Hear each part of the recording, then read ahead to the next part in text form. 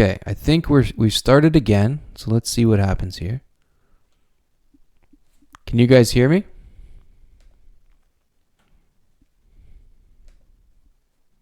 I can hear you on here, but You can hear me? Okay, good.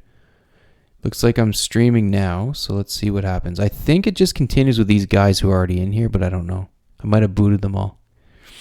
Let's yeah, I think we'll you've proved introduce them it. all. That's okay. They can jump back in. So we are at this is Bell and Bell episode number 8, part 2. We're going to get into the Bell and Bell top defensive player rankings. Thank you, Nips. We really appreciate knowing that we can be heard. DS, are you still with us? We lost your camera. We're missing your eating McDonald's. What do you got for us, bud? Can you hear us? Okay, I don't know.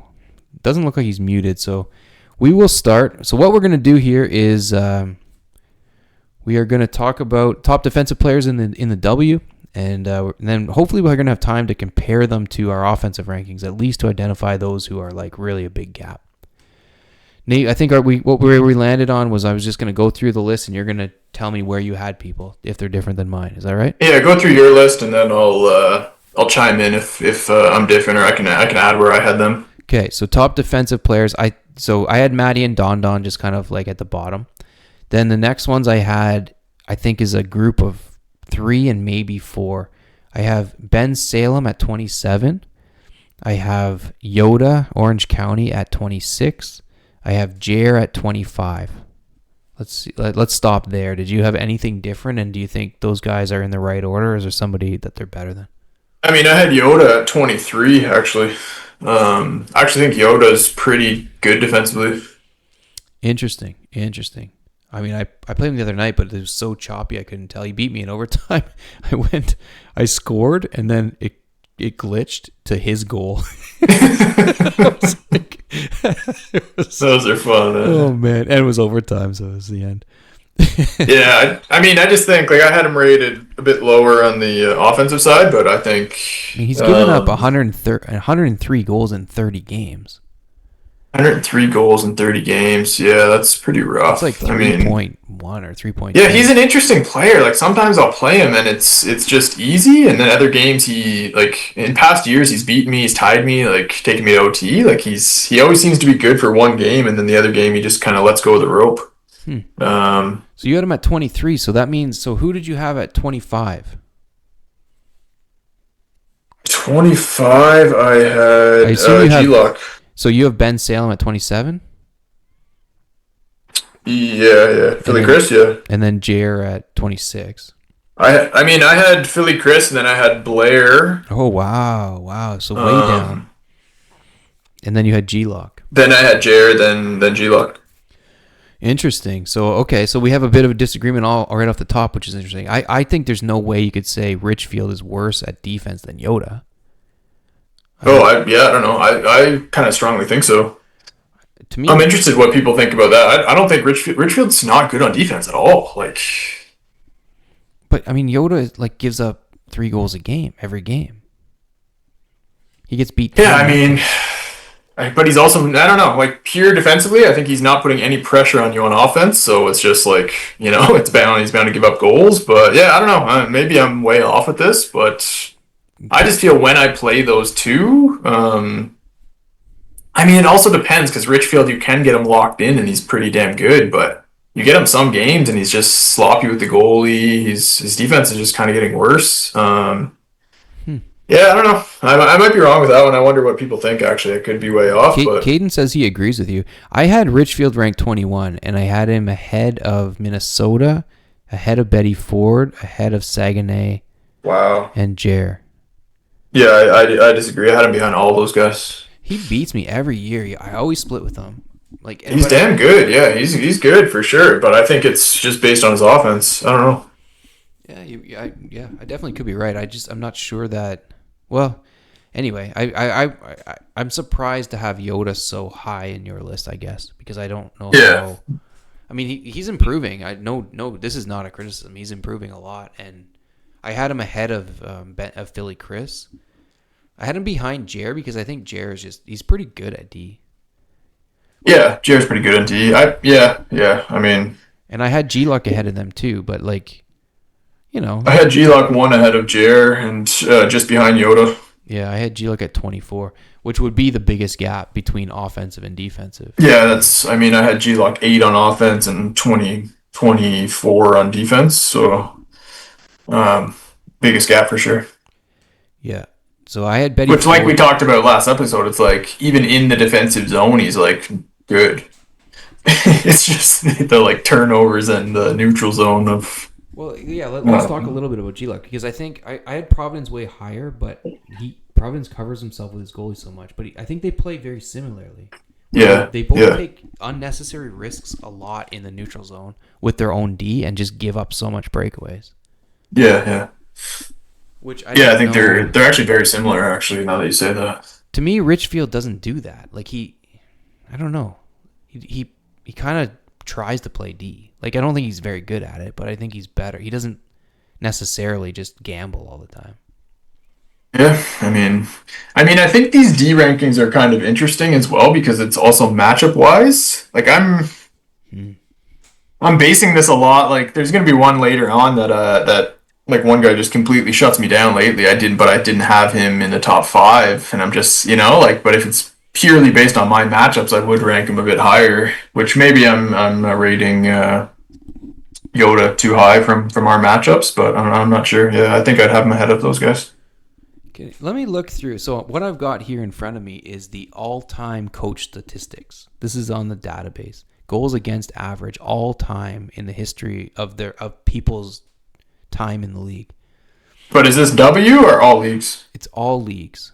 So, take All it. leagues. Well, it's not including the pure, No pure though. Okay. but take it with a grain of salt. And it's also like, I don't think it's that accurate because I'm looking at, well, my own is 1.89. Maybe it's accurate. Yeah, this is the one that I was questioning right off the start. Like, is that not way too high? You're at 2.08. That seems Of my high. all-time goals against? That seems really high to me. So Like, that's not even. I don't even think that's close. So either way, like even if we just look at it as like a an average or something, it's still the top players look like the top players, Right. So I don't. And maybe the numbers are not quite right or something, but like I think it can give you a sense of where people land.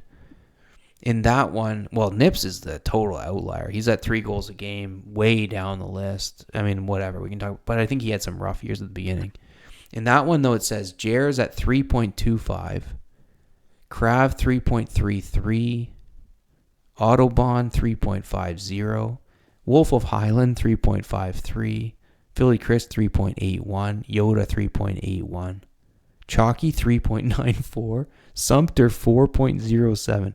I'm not sure Like, how this accurate. can't be right. Like, Chalky 3 point. I mean, but this also is probably factoring in like Chalky not playing first year and whatever he was given.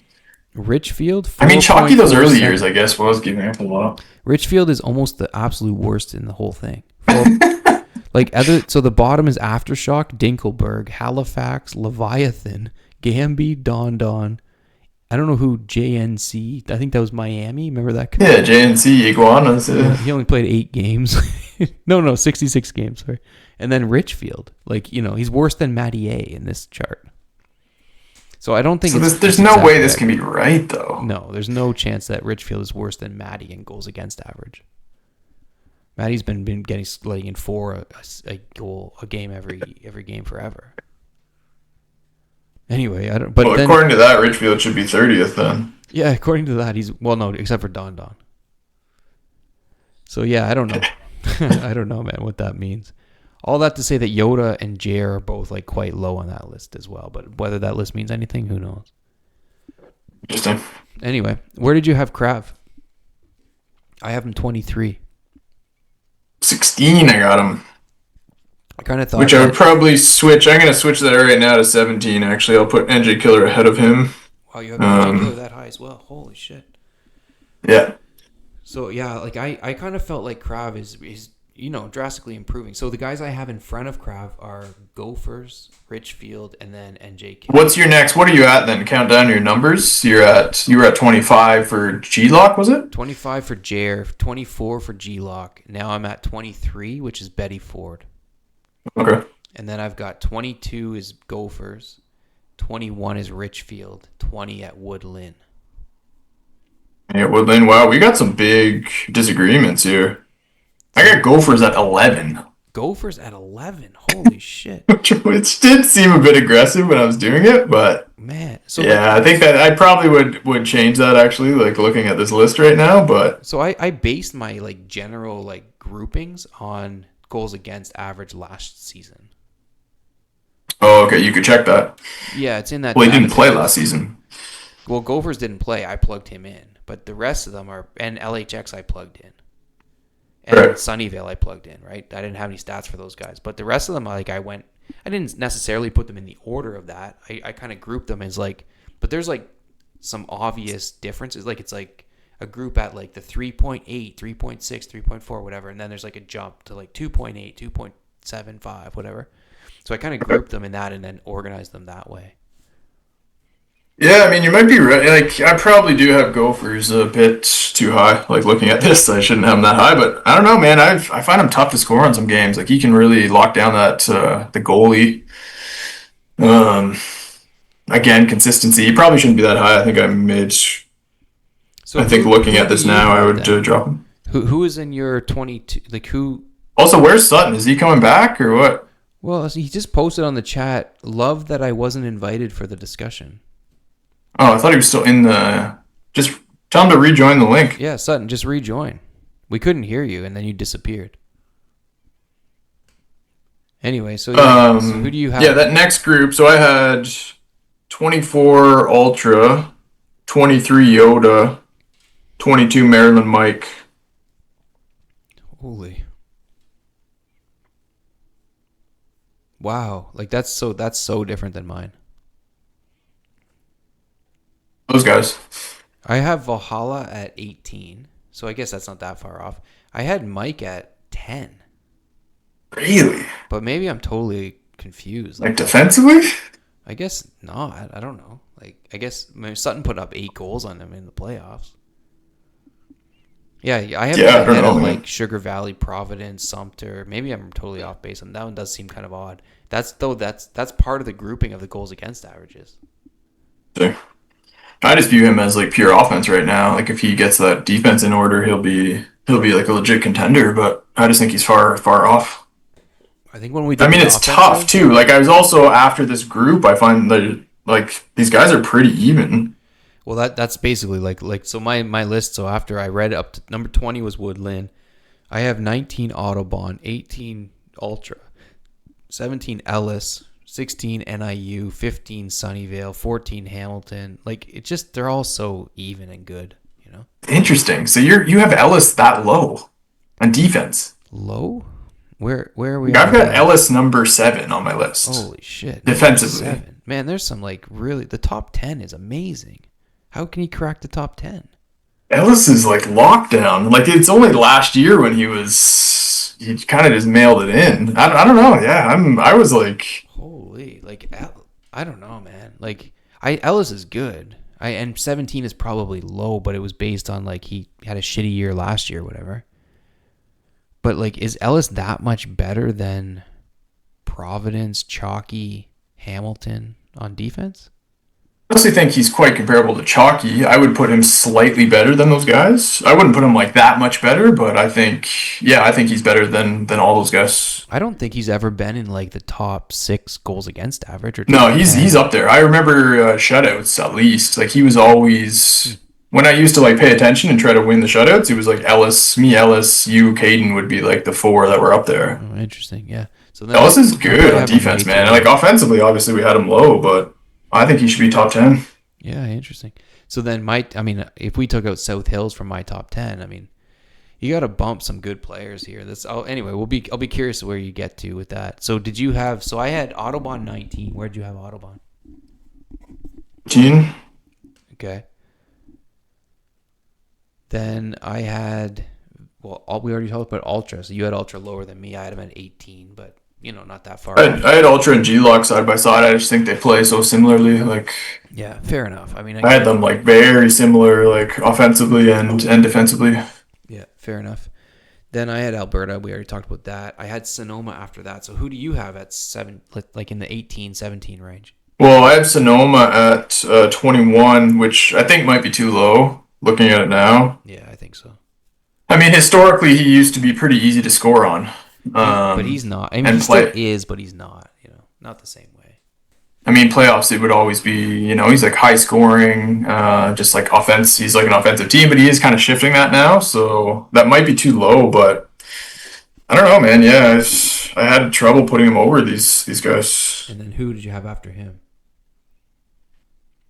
I had Sonoma, I had Klein, and I had Pink at 19. Wow. And you've got Woodland even higher than that. And I have Woodland and, 16. Yeah, like I haven't played that guy, so it's hard to know. I'm just a little. I just think it's. There's a flavor of the month part of this too. I mean, it might be. Yeah, it might be Recency for biases. sure. Like, can you continue to do this? Over and over and over and over and over again. I think that's part of this whole discussion, and Yeah. we'll see. I mean, it could be for sure. I mean, a lot of these guys, like I have a group of like Maryland Mike, NIU, Klein, and Pink, which I view as like offensive players that are capable enough defensively. I mean, I have Pink at the head of that group. I think he's like more steady, but yeah, I don't know, man. I just view those guys as more offensively sound. Yeah, fair enough. Do you have you have Sugar Valley ahead of all of them? I have Sugar Valley ahead of him. He was like the toughest one for me to rate. I put him 13th. Sugar Valley, I think he has like an argument for maybe 10th. Yeah, He's gotten really good. He's gotten really, really good defensively. I have him 11th, and I have what's his name, Maryland Mike at 10. And Interesting. I think Sugar Valley's way better on defense. So I think you convinced me to drop Maryland Mike down a bit, which will put Sugar Valley to 10. I have Providence right behind Sugar Valley. Interesting. That's as after actually our conversation tonight, I might even drop him. But this is kind of based on his goals against from last season. So like part of the problem is when I play him in the playoffs, of course you pick up on his tendencies, but does that mean he's not, he loses points? It's not really fair to say that. If I played Woodland, it'd be the same thing, Yeah. Seven-game series, you pick up, and no matter who it is, everybody picks up my tendencies too. It's the same thing. Yeah. So I think I'm giving him. It's a good point. Lloyd is tougher to play in a season. I think like you do get used to the goalie camping a bit in a series. Yeah, I think so. But maybe behind him, I've got Sumter at 13, Hamilton 14, Sunnyvale 15, and then we're into Sonoma, Alberta, which we already talked about. So I think you and I are on the same page roughly that like there's this group of guys in the middle. I think I basically had Crab and NJ Killer ahead of that group. Wow. Holy. Like the 16, I had them 16, 17 just defensively, which might be too much. But yeah, I'm not sure. That seems like a lot of recency bias. I was really impressed with NJ Killer. He did not give up many chances at all. I haven't played him, so I've said it 100 times. I don't know what he plays like. To me, Crab, though, I have played enough. And to say that in a 7-game series, who's giving up more goals, like Sumter or Crab? There's no chance that Crab gives up less than Sumter does. Yeah. He's good, but you're probably right. Yeah, you're probably right with that. We might also be looking at this as like, in comparison to their offense, their defense is better. Yeah, and I think there is something to do with that as well. Like, I don't know. I'm not sure what the argument is, but I do feel that like, yeah, I mean like the Yoda argument of, I think his defense is quite good, but he's still giving up a lot of goals. It's because he's not holding onto the puck. So, the attack time is 2 minutes more in his end. He's obviously going to give up more goals. So it's kind of tough to like differentiate those, I guess. Yeah. No, that's a great point. If that makes any sense, I don't know. Absolutely, it does. And I think like even Ellis, I think has a part. There's a part of that, like because he has no off. I mean, this sounds critical. It's not, but like because his offense doesn't. He's not a control the puck kind of guy. Yeah, for sure. He's giving up 3 extra minutes of offensive zone time, so it forces him to collapse more in front of the net and be more of that style, which then makes it look like his defense is better. Yeah, exactly. G-Lock just wants to play run and gun all the time, which makes it look like his defense is worse. But if it's like we talked about that last time, right? Like his offense is his offense looks very dynamic, but he also like in creating that offense, he's giving up a lot of defensive chances. So it makes his defense, it like goes hand in hand really. But For sure. it is, yeah.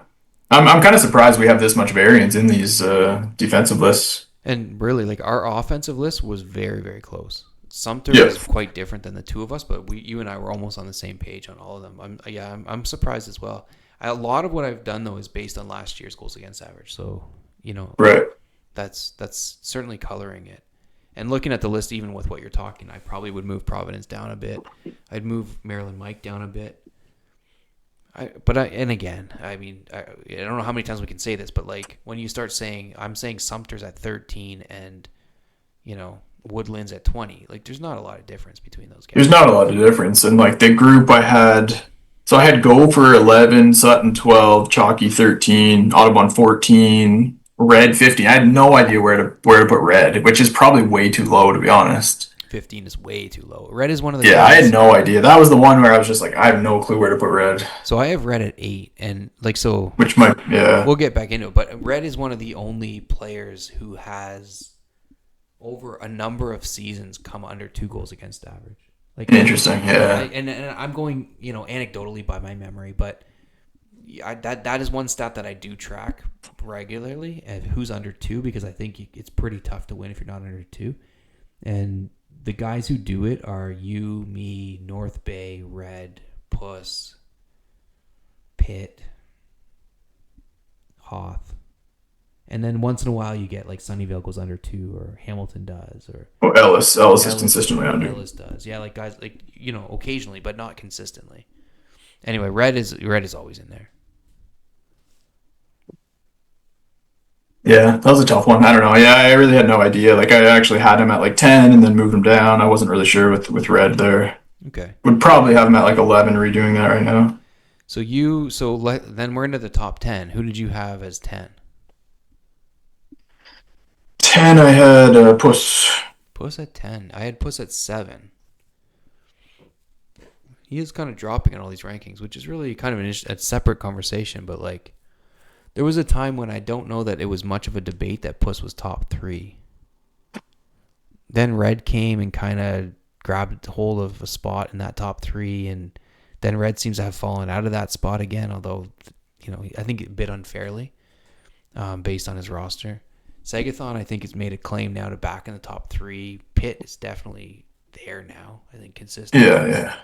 Or even if we look at top 5, like Puss, it's just been an interesting kind of drop off, like from a. I mean, guy. slight. Like it's slight. I don't know. Like it's Would you consider? like I Puss have a him top 10. 10? I feel like you could flip flop anywhere from 5 to 10. Like it's pretty. He's in the same group. I just think his goalie play is not as it's not that strong. Like in the pure, he's one of the top defensive guys, but he just doesn't take the goalie that consistently in the dub. So Yeah, no, I hear you. I just find it's just a curious little sidebar conversation about where he is at in terms of the the overall kind of rankings of everybody in the W now. yeah, He's certainly been surpassed, I think, by a couple of players at least. yeah. I mean, we kind of had Sagathon ranked. I mean, he's been putting out the rankings every year, and it's like Sagathon's been like 2 for how many years now? Yeah. I mean, Nips has passed him. Nips wasn't. Yeah, Nips definitely has passed him now. Red passed him for a while. I don't know if he is sort of now. Red is just like such a tough one because he hasn't played this year. Last year wasn't that great. His team shit. He's just so hard to like gauge. He had the dominant year with Maddie's team. Like I don't know. Yeah, I had no idea where to rank Red in defense. I had him 2 on offense, but Right. Yeah. you Absolutely. did too, I think, right? I think I had him in top 5 for sure. I can't remember exactly, but yeah, very, very high. His offense is great. I think his defense is also really good. I think Red's really, really good. Yeah, you're probably right. Actually, yeah, I think that'd be one I'd bump up. So what else do you? Who did you have 10? Well, I had Mary Hill as we talked about, so I Okay. probably would drop him. I have LHX 9. I had Maryland Mike at 10. I have LHX 9. I have Mary Hill 8. I have Puss 7. And Interesting. then I think after that point, like that's where I was really now like the top 6. I was like could go any which way. I had LHX 3. Yeah, I think I'm really undervaluing LHX right now because I just think it's really hard to come back after 10 years. There's Yeah, been I mean, I had him 20th on offense because of that, but I just think his defense is elite, and that won't really go. Yeah, I'm curious. I'm really curious, but I'm Yeah, not giving him necessarily the benefit of the doubt. I mean, ninth is still pretty high. That yeah, I for guess sure. that was to me like the cutoff point of like very elite defense. Like Right. Mary Hill, I had at 10, at Sugar Valley 11th, Providence 12, Sumter. Like that's a different group in my mind. Still very very good. You had Maryhill 8, right? I have Mary Hill 8, but I have him in that top 9, which like I'm saying, I think Right, gotcha. that's the kind of like if this was a draft, those would be the guys you want. You know? Right. After that, you get to very good players who aren't quite as great. But so I have LHX 9, Mary Hill 8 plus 7. I would be totally fine flip flopping them in any direction. Interesting. Where's Wolf? Oh, I don't even have Wolf. no wonder. No wonder I only have 29 teams. I was trying to figure out who did I miss. So well then actually so then as you say that Wolf would be in my top 10 for sure. So So where would you put him? Mary Hill would get bumped. So my top 10 would include Wolf. I'd probably put You, Wolf. Mary Hill or Maryland Mike? Or sorry, Maryland Mike would get bumped. Mary Hill would still be in the top 10. I would probably put Wolf now ahead of Puss. I'd probably put him 7th. Yeah, I've got yeah, Puss 10, Wolf 9, And who's 8 and 7?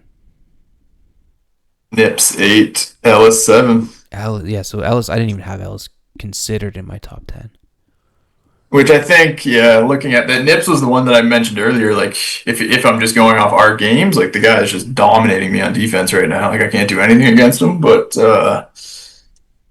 yeah, I don't know. And his goals against is pretty good each year. It's just tough to get into that next group. So I felt 8 was pretty fair for him, but I think there's probably an argument that he could even be higher. Oh, I have him in my top 6. And Yeah, I think in some ways he's underrated defensively. yeah, you're probably right. It's because he's good offensively, so people just assume he's not that good, but he's good. Like he's really good. He's hard to score on. He's improved a lot. Like I don't think he gets credit for how much he's improved defensively. He used to just be totally run and gun. It would win 5-4. Well, yeah, but I won't say that because when I start, like when we started, when I played him in the playoffs that first year, like it was just a defensive struggle. Like he used to Oh, be. interesting. I always compared him to LHX at the start. Like I thought he was pure defense, and then he Interesting. went like pure offense, and now he's kind of back. He's kind of like melded the two, but He's a shapeshifter. yeah, he can shapeshift. But I don't know. Yeah, I had him number 8. I don't know. I had him just behind Ellis, but those two found it. They could be flip flopped. I think. Yeah, interesting. I struggle seeing how Ellis can be that high, but whatever. We can agree to disagree. So then so you have Ellis at 7. So your top 6 you have Puss not in it. You have Mary Hill not in it. So it's your bottom half of the top 10 is very different than mine. So who's in your top 6? You have Wolf. I've got Unholy 6, myself 5, Caden 4. I like just 3. Wolf, and then Minhatrick and Thunder Bay top 2. Where's Wolf? Yeah. Wolf, I had 9. Oh, okay. So yeah, not all that different than me. I had Pitt 6, Taipei 5, North Bay 4, Hoth 3. Yeah, okay. That makes sense. But I mean, really, at this point, we're splitting hairs. Like, So you basically had Pitt. I had LHX a bit higher then. I had him 3, but you just had him at the bottom of that group. I have him at the bottom of that whole top 10. I have Wolf ahead of him, Red ahead of him, and Puss ahead of him. Yeah, yeah. And I'd be happy to see him back to top 3, but I just want to see it before I put him there. Yeah, fair enough, fair enough. So And then I got, then what? The last two. So give us your top 10 backwards then again, and I'll say mine. yeah, number 10 LHX, number 9 Mary Hill, number 8 Tickle Puss, number 7 Highland Wolf, number 6 Pitt, number 5 Taipei, number 4 North Bay, number 3 Hoth. 3 Hoth, okay. So I got number 10 Puss, 9 Wolf, 8 Nips, 7 Ellis, 6 North Bay, 5 myself, 4 Caden and 3 LHX. Right. So the only real difference is I have Red in here and you have Ellis. Yeah, yeah. Top two, we both Yeah. have Sagathon and Thunder Bay. Interesting. What's your order? Did you have any debate about Sagathon being in the top two? Not top 2, no. It was the debate of who's number 1. Well, I have myself first. I put you first, Sagathon second. Yeah, I think. I mean, I don't Pink think seemed there's pretty an adamant on the post today that he's the best defensive team. I think there's an argument for it, but I mean, you look at his regular season stats; they're never that. They're shit. Obviously, his playoff resume is impressive. You can't score on the guy in the playoffs at all, but I mean, you can't really score on you either. So Yeah, I mean, he's amazing. I mean, in the playoffs, he is so good. In the regular season, I was sort of like, kind of thinking, is he even in the top 5 because of his regular Really? season? Like, well, Yeah, I'm looking yeah. at the goals against average with the regular season, and he's like 15th or 16th. Yeah, he should. His numbers are never good. But so we have to we're adjusting our whole formula because he's so good in the playoffs, and like For sure, we for played sure. him, and he's so impossible to score. And so yeah, I bumped him all the way up to 2, which I was kind of like, well, is he better than North Bay at defense? And I'm like, yeah, of course he is. Like, you know what I mean? Like, it was almost just like the eye test. Yeah, for sure, right? Is he better than is. Hoth at defense? Like, Hoth is super good, but yeah, he is. Like, that's why he's in the finals. That's why he wins all the time. You know, is he better than Pitt at defense? Like, they both won before, but Pitt won a lot more based on his offense. So yeah, I think he is. Right. So yeah, I mean, Pink had Saga ranked what on offense, like 25th or something. Like you 25th, so it's like which is clearly his defense has got to be top 2 if he's winning a championship. Like it seems. That's how I ended up exactly. I compared him against each of my top 10 guys, and I was like, who's better? Yeah, he's better at defense.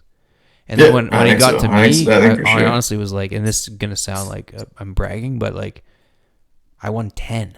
Like, he won 1. It's not even close. Like, I don't think. I mean, I think, yeah. I offensive stuff, like, I have no issue. I didn't even rank myself number 1 offense. But defensive, like, come on. Yeah, I think so for sure. It's. I mean, yeah, I think it's an argument. Those are the clear top 2. I thought. I didn't think there was any real argument to have anyone else in there. But I think that next 3 to 11 or whatever, I think is like really honestly the whole like 3 to 15 probably is pretty close. Pretty close. I kind of felt though that there's a gap there. To me, that top 10 that we read out is actually perfect, like a separation in my mind. Like right. The difference between I have Maryland, Mike, Sugar Valley, Providence as sort of the next 3. To me, like LHX, Red, Puss, Pitt, all these guys are better than them defensively. I think that's a drop-off point.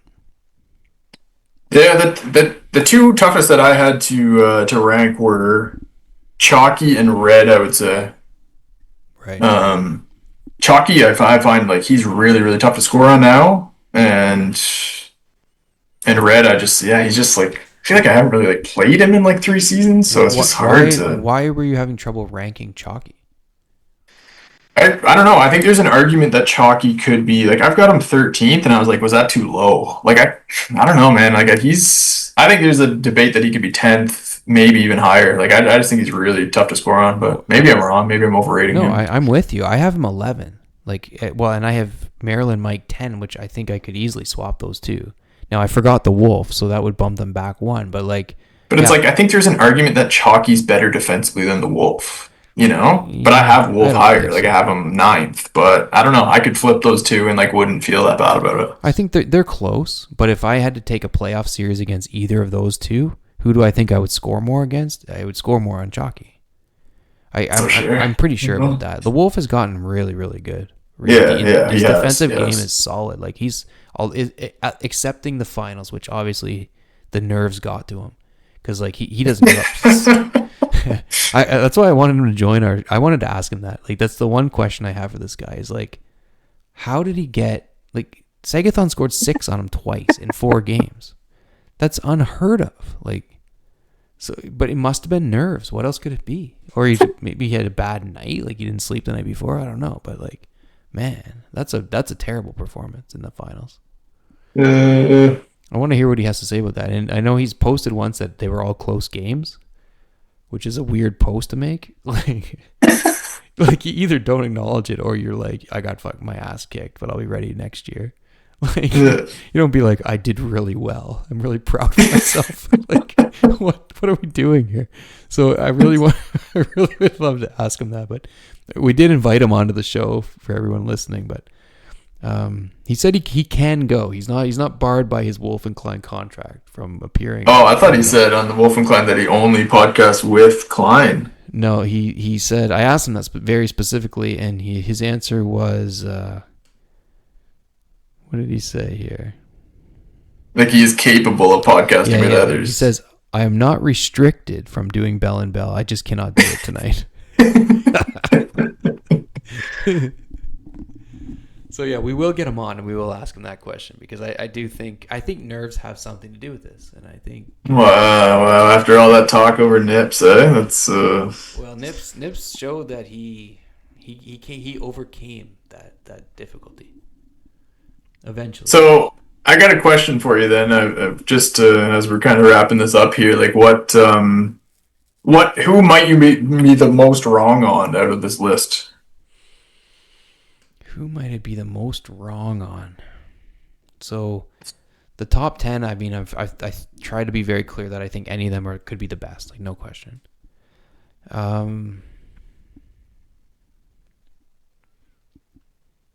Most wrong on? That's a good question. I don't know. I feel pretty confident about. I mean, I had Ellis 7 and you had him 17 or something. I think you're wrong on Ellis. Yeah, interesting. And Mary hit like Red. I think you're wrong on Red too. But that's of yeah, course, I think that very well. I could be wrong. Yeah.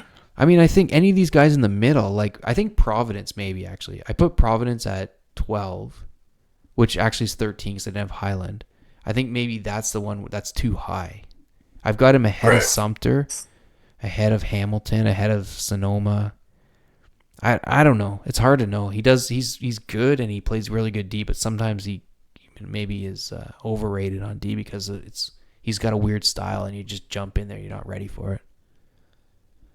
And maybe I'm wrong on Ellis. I've got him at 17. That's really low.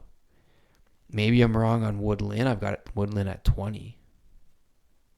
Betty Ford, I've got at 23. Like, I don't know. I could be wrong on any of those, but I really have a hard time. As much as we've been talking about Woodlyn a lot, Betty Ford a lot, I have a hard time jumping them more than like a couple spots, you know? Yeah, I think that's fair. I mean, I think that's fair for sure. But yeah, I don't know. Defensively, I'm kind of ready to. Yeah, fair enough. And it is like it's hard defensive versus offensive. This is such an arbitrary discussion. Everything is connected, and like there is no separation. I mean, like, we should post this in a bit, and then like I like how in the NBA they always have like offensive defensive ratings, and then you can kind of tell like who are the contenders based off that. Like traditionally, it's been guys that are in the top 10 for both that are like the main contenders, which I think hasn't been true in the past bit. I'm not sure if there's metrics like that in NHL either, but I think it's. I mean, I guess I'll ask you that. Like, what level do you have to be at to have a realistic shot at the title? Like Sagathon, where did we end up with him ranked? Because he's like the litmus test for that. Well, Sagathon, I need to find the offensive rankings, and I know the sheet that we had, I had combined them all. I think we had him like it was roughly 15 range. I want to say something like that, and he was brought down a bit by being ranked 20th. I'm like 30th. Yeah, I think actually while we had Pink here, he changed it a little bit. Here we go, offensive rankings. I think I've got them here. I mean, I think defensively is probably the key thing. I don't think you can win without being really good defensively. And I would say it's hard to say how high you have to be, but do we really expect somebody outside of the top 10 defensive rankings to win? I don't think so. Yeah, I mean, I'm looking at I have them side by side here. I'm like, it's interesting. I've got NIU NIU fourth on offense, 21 on defense, and Pink 5 on offense, 19 on defense. That's my ratings. Like they're like identical, which is interesting thinking of their series last year. Keep talking on that. Which you had Pink, you had both those guys ranked higher on defense, right? I had Sonoma ranked 16 on defense, and I had Sumter at 13. And right. on offense, I had Pink at 5, and I had NIU at 7. Right. Well, I mean, like, so go through your offensive rankings and who's got the biggest gaps. Just, I'll be right back. Talk for a couple minutes. Yeah, I mean those two that I just mentioned, NIU 4 and 21, Pink 5 and 19 on defense, and then I have Maryland Mike as well as like the 7th ranked offense and 22 on defense. I actually have quite a few guys like G-Lock 8 and 25, Ultra 12 and 24. Like there seems to be quite a few guys with that like similar profile, I guess. And then I also have, with kind of the opposite profile, I've got like Sagathon 2nd on defense and 13 offense. I mean, LHX 3rd on defense, 20 in offense. Myself 5th on defense and 15th on offense. Unholy 6th and 6th and 14th. So there's quite a few guys, I guess, with these opposite profiles. If we look at Nips, like Nips 1st on offense, 8th. I have him 8th. I think Sean, you had him like 7th or something, or 6th. I mean, like if you just go by that, like he's clearly a contender. Red. I mean, I think we both had him 2nd. And, you had him 8th or something on defense, so that's clearly a contender. Like, plus I had 6 and 10, which might be low. Like, I think you had him higher for both, Sean, so that's obviously like a contender. So any of these guys that are too, like, Wolf, I guess, I had him 10th on offense and 8th or 9th on defense, so he's right on that in that cusp as well. So, I mean, if we go by that metric, then there's that would be a good way to look at like these, I guess, top tier contenders. I mean, what's Caden? I had 4th on defense, 11th on offense, so he's in that range as well. Which I think makes sense, right? Like it's like that's like the main group of contenders, and then you have that next tier of like, myself, Unholy, Sagathon's kind of the outlier because he's just so good on defense. Like LHX, like Wolf just made the finals, so can't really group him in that. But I mean, super interesting. Looking at just breaking down the offense and defense, it looks like the clear like Sean, Nips, and Red would be the 3 that are like distinctly in that top in both offense defense, I guess. And even that, you have Red at 15. Like, so there's even dispute about that. True. And like, I guess the question is, and we can talk about this a little bit, like, if you had to choose, like, Sagathon is an outlier of being such a high-ranking defense, not so great on offense, wins a Brule Cup.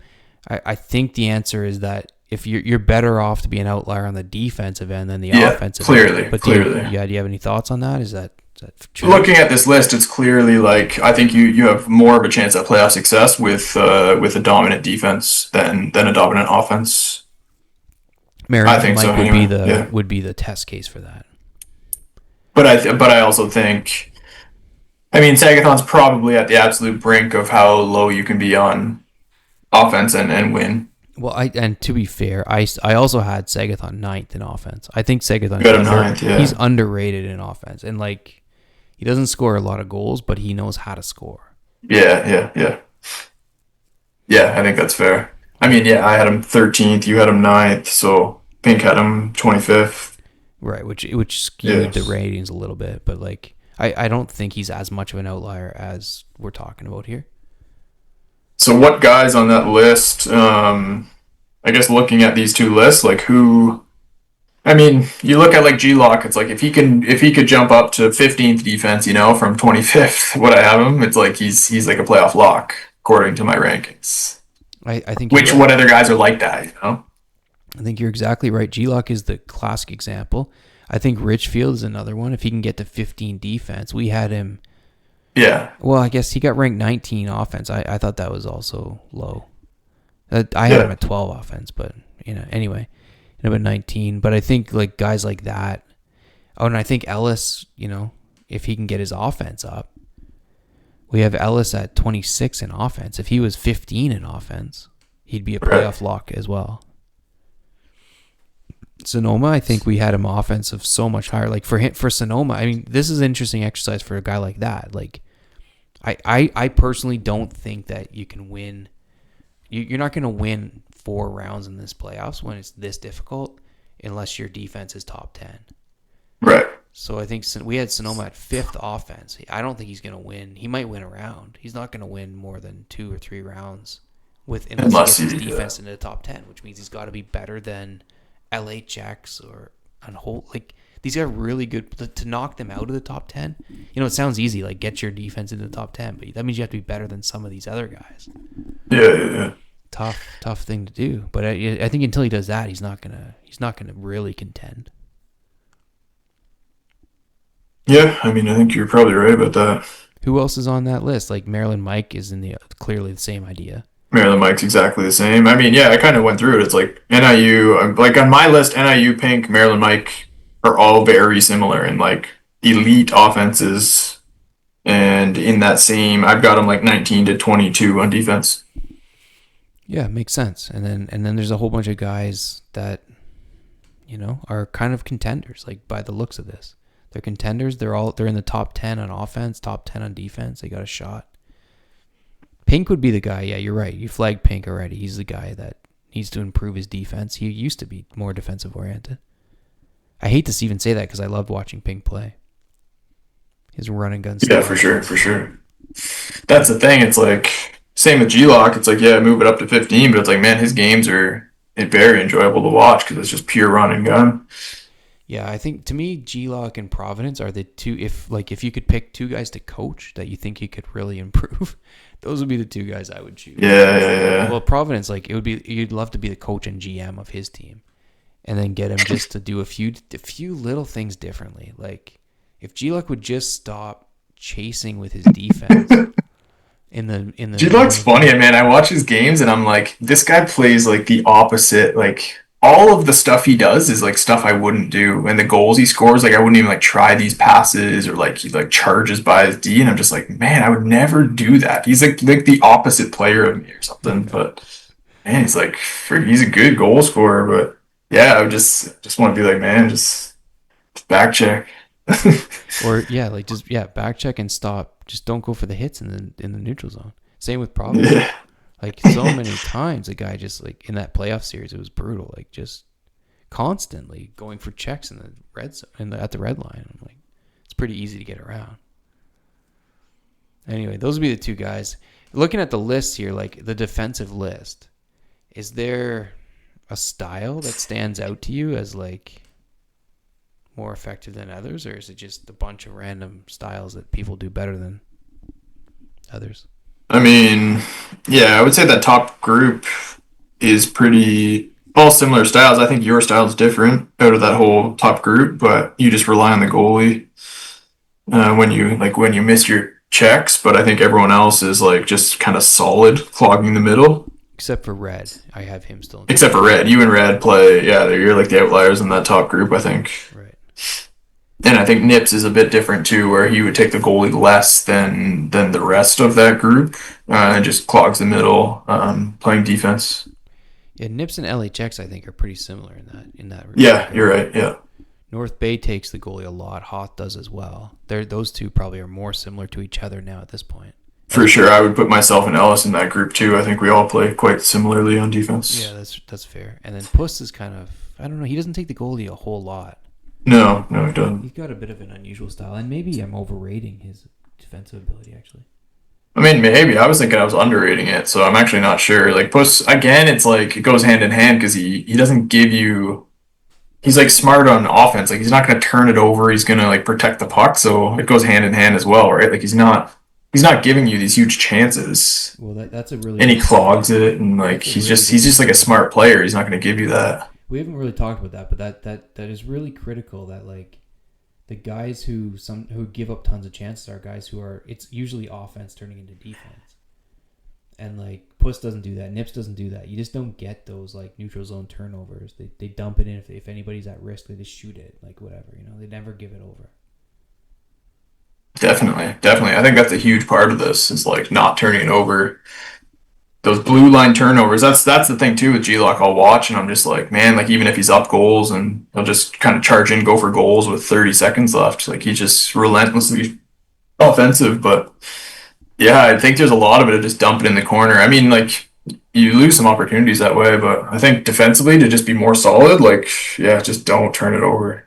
The other part is that there's a certain offensive style that some guys play. G-Lock is one of them. Unholy used to, and I think he's changing a bit, but where they're rushing in with their centerman with the Yeah, puck true. over the Yeah. middle of the ice. And there's a few other guys who play like that too. Like I mean, Pink said last podcast, right? yeah, Pink absolutely does. Providence does. He goes Madonna sometimes. Like he goes one timer sometimes, but he also just goes for these breakaway dekes and stuff. Anyway, those like playing that style just naturally results in more turnovers, Yeah, for sure, for sure. dangerous turnovers. Playing like I play, where you're going into the corner with your winger as your primary like entry move, you turn the puck over. It's not going to burn you on a Right, breakaway. 100%, 100%. Yeah. Anyway, that's a part of it too. Well, this has been good. This is a lot longer than I thought it was going to go tonight. I thought we were going to have a quick one. But Sutton, we appreciate you jumping on here, buddy. That was fun. Anything else you want to chat? Oh, we did have a listener request, Nate, about how you Who won pick- that hockey game? Is that over yet? I don't know. I haven't been looking. You can check ESPN here. What's the listener request? Oh, it's double OT 4-4 Oilers Panthers. Wow. Wow.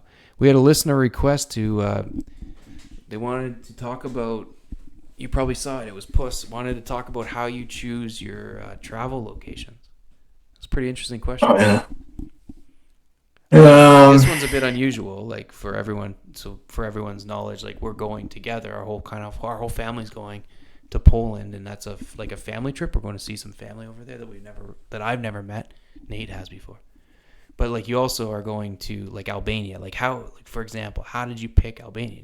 Do you just spin the globe, or do you have criteria? I mean, yeah, so we're going to Poland. Spending what 2 weeks there, something like that, a week and a half.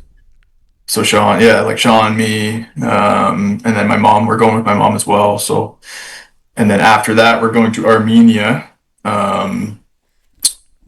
which we're going in large part because my mom was adopted. Our mom was adopted, and her mom is Polish, so we have some family there. And then her like father's side is Armenian, so she wants to go there. So we're kind of like we're doing that with her, just me and my partner, and my mom and my uncle,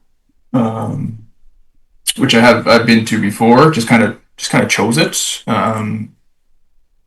Yeah, it'll be cool to go. And then as for Albania, yeah, it's just like I have been like I just backpacked through Albania in like 2017, I want to say 2018, and really enjoyed it. It was like super super cheap, and yeah, we're just thinking of kind of like beach side vacation after kind of going through some cities for the first couple weeks. So Albania is now kind of like an up and coming, like well, I don't want to say resort, but it's like for that region. I think they're trying to develop it more like what Mexico is now. So uh, Albania is kind of a fascinating country. Like I don't know if anyone knows anything about Albania, but it's like it was shut off from most of the world until about I want to say from like probably 40s or 50s until like 85. It was under like a dictatorship for those years, and then it's been compared to like what North Korea is now. Actually, Albania at that time, so completely shut off from the world, and so they just kind of opened up, and it's been like pretty slow, lagging behind that whole region. Yeah, and so it's kind of like now it's starting to boom a little bit. Like a lot more tourists are going there. It's super cheap, so it's like obviously a huge draw. It's right on the Mediterranean. So anyway, yeah, we're heading there for like a week. Should be good. Yeah, that's super interesting. I'd never thought about Albania at all. Is it like it's on the Mediterranean? It's right across from Italy, so yeah, like that coast, that like coastline that you'll see pictures of in Italy. Albania is just on the other side, so So like super Croatia is beautiful. to the north? Croatia's to the north, yeah, it's just Yeah. down that coastline, like it's like Montenegro.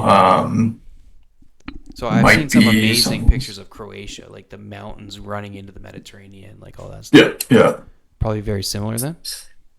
It should be similar to that. It's probably not as nice, but it's bordering Greece, right? So like the Greek islands are pretty famous. I think we're gonna take you can take a ferry to like Corfu, one of the Greek islands there. It's like a 30-minute ferry, so we're gonna do that for a couple of days, I think. So I think it should be like pretty beautiful, relatively undeveloped. Although now I think it is getting a bit busier. So I'm interested to see. Like it might be kind of annoying. I'm not sure. Like it's summer. We're going in July, so could be could be interesting. But Albania is cool, man. Like I was there years ago, and they have these little like bunkers in throughout the country that they built, and they're like half underground, half above ground. They're just like individual bunkers that like the dictator, like Enver Hoxha, he was just like building these. He was kind of paranoid, and he would just build these bunkers like all around. So you can just cruise around like the cities in Albania and see these like random things in the street, like walk in them and stuff. They're still all there. Like it's I don't know. It's a weird country, but it'll be cool. Interesting.